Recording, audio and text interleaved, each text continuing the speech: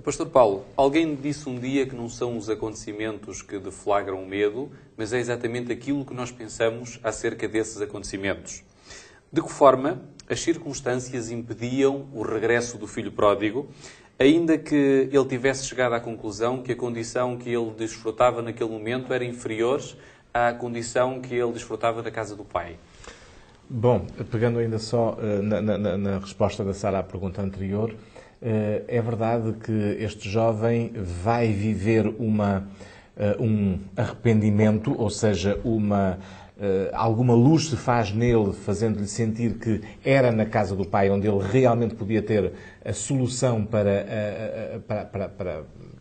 a situação angustiosa em que estava a viver, mas, na verdade, esse voltar à casa do pai era-lhe psicologicamente algo tão impensável que a única hipótese de o poder fazer, e isto é uma barreira unicamente psicológica, é lá como criado, como servo, eu estaria melhor do que estou aqui.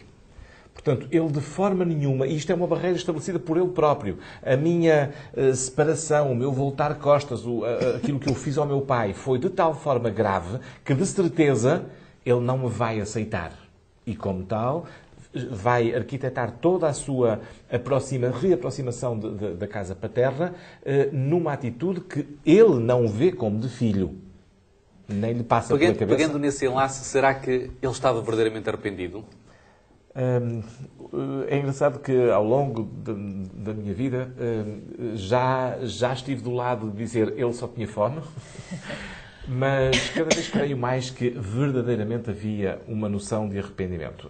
O textozinho, quando nos diz só que ele entrou em si mesmo, no fundo fala-nos da essência do arrependimento. O arrependimento é ser capaz de ver as coisas de uma forma diferente, ver as coisas como Deus as vê. Mesmo a própria confissão que ele faz, a forma como ele responde, ele não diz apenas que pecou para com o Pai, ele reconhece que pecou contra Deus. Exatamente. Portanto, há aqui, eu já experimentei tudo, já tentei tudo, já não há nada que eu possa fazer. Portanto, acho que há um arrependimento genuíno. Nesse contexto e nessa palavra está integrado a noção de que ele não estaria só com medo dos resultados, mas, sobretudo, estava a trabalhar a origem do problema.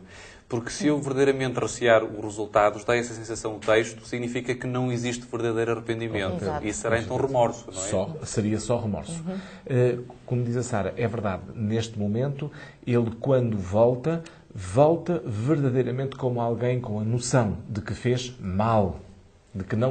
De que tem pena de ter feito aquilo que fez, porque está convencido que isso foi mal. Agora, o que não lhe passa pela cabeça, e aí é que se nota que a barreira era toda ela, só mesmo nele, filho pródigo, é que esta barreira existia, é que o pai vai estar, ou melhor, ficou desde a sua partida, com os olhos cravados no horizonte por onde ele tinha desaparecido, à espera que ele voltasse. E aquela prontidão do pai, aquela efusão de alegria do pai, quando o revê a voltar, mostra bem que a barreira era única e exclusivamente uma das consequências dos seus erros. Aliás, o pecado, o desvio de Deus, causa precisamente isso. Leva-nos a pensar, convence-nos de que Deus já não nos quererá aceitar. Curiosamente, a parábola do filho pródigo é diferente na questão do exercício da liberdade em relação à parábola da ovelha e da moeda perdida.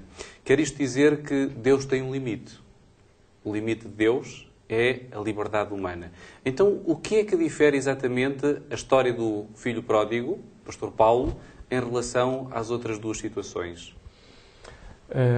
Quando se trata de situações onde não há uma vontade própria, onde não há um livre-arbítrio, Deus pode permitir que a sua vontade se execute de uma forma plena. Mas quando Deus chega a um ser criado para ser tão parecido com Ele, Deus, com Ele, Pai, que até está dotado de capacidade de escolha, Deus limita-se e permite que o seu filho, isso é uma prova de amor da parte de Deus, permite que o seu filho seja plenamente o ser criado à sua imagem. Ou seja, Deus permite que o filho lhe diga que não. Deus permite que o filho lhe diga eu quero ir embora Eu quero aproveitar todos os dons que tu me deste, toda a tua herança, mas não quero ter nada a ver contigo. Deus permite. Deus limita-se, e essa limitação voluntária da parte de Deus provavelmente continuará a ser um dos grandes mistérios e um dos grandes pontos de discussão sobre como é que um Deus todo-poderoso, um Deus criador, um Deus que é o Deus do universo, se limita face a essa capacidade que deu ao ser humano.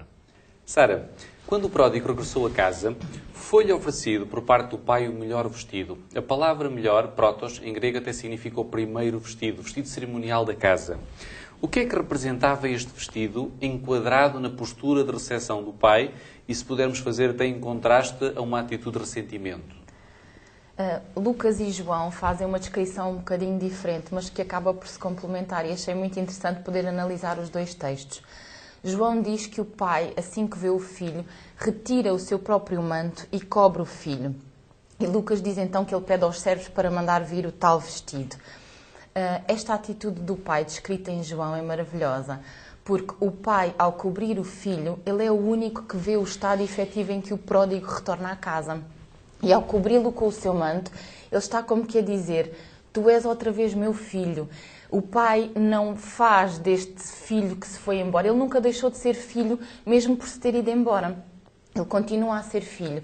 E quando retorna, o pai reabilita-o completamente à posição de filho, como se nada se tivesse passado. O facto de cobrir o seu manto significa que o pai despojou-se, ele não lhe interessava sequer o estatuto social que tinha ou aquilo que o pródigo tinha feito. O que ele queria era poder ter o seu filho de novo nos braços e cobri-lo, protegê-lo, dar-lhe aquilo que ele até ali não tinha, que era a dignidade. E o manto do pai veio-lhe dar isso. Portanto, demonstra que não há qualquer tipo de ressentimento por parte do pai. Existe sim uma vontade enorme de reabilitar este filho à posição de filho novamente na família. Nós vivemos numa sociedade em que o pecado se tornou imune, de alguma forma, ou é visto como apenas um transtorno psicológico. O que é que o pai queria dizer verdadeiramente com a frase: o meu filho estava morto, ou estava morto e voltou a viver? Como cristãos temos na nossa mente uma frase que vem na Bíblia que diz que o salário do pecado é a morte. A morte é consequência direta do pecado. E aqui estamos a falar não somente de uma morte espiritual, estamos a falar de uma morte física também. A morte é consequência do pecado. O facto deste filho se ter afastado do pai significa que ele estava morto. Em termos de analogia, se Deus é a fonte da vida e nós nos afastamos dele, estamos mortos, estamos longe dessa fonte da vida. E é ao retornar ao pai que a vida nos é de novo restituída, tal como aconteceu com o filho. Ele estava a viver longe do seu pai e ele sobrevivia, ele não vivia plenamente. E é ao retornar de volta ao pai que lhe é atribuída a tal dignidade, a tal vida. É a mesma coisa espiritualmente falando. Afastados de Deus, estamos mortos porque estamos em pecado. Quer isto dizer que, separados de Deus, nós comemos as bolotas que a vida proporciona? Exatamente, acaba por ser essa a analogia. E para um judeu ainda mais estranho era viver no meio dos porcos e de tudo aquilo que eles trazem, não é? De uma associação de impureza. Exatamente. A última participação do Pastor Paulo, visto que estamos já fora do tempo. Só uma frase para dizer que nesta afirmação de Jesus é também muito interessante sentirmos que, para Deus, não há meios termos. Ou há vida ou há morte. Não há nenhuma posição intermediária. Eu posso estar convencido que não estou bem no caminho da vida, mas também não estou morto. Mas estou enganado. Porque para Deus só há ou vida ou morte. Agradeço uma vez mais à Sara, ao Pastor Paulo Mendes, pela vossa participação, sempre pertinente. A história do pródigo realça a misericórdia do pai, ou mais a misericórdia do pai, do que a miséria dos filhos. Existe possibilidade de um novo começo, mesmo para aqueles que parecem estar além de toda a esperança. Um autor desconhecido afirmou: quando olho para mim, não sei como poderia salvar, mas quando olho para Cristo, não sei como é que me poderia perder. Este vestido é oferecido a todos os pródigos da humanidade. Na próxima semana voltaremos a falar sobre as vestes nupciais. Promete, não falte, marcamos o encontro consigo no próximo programa.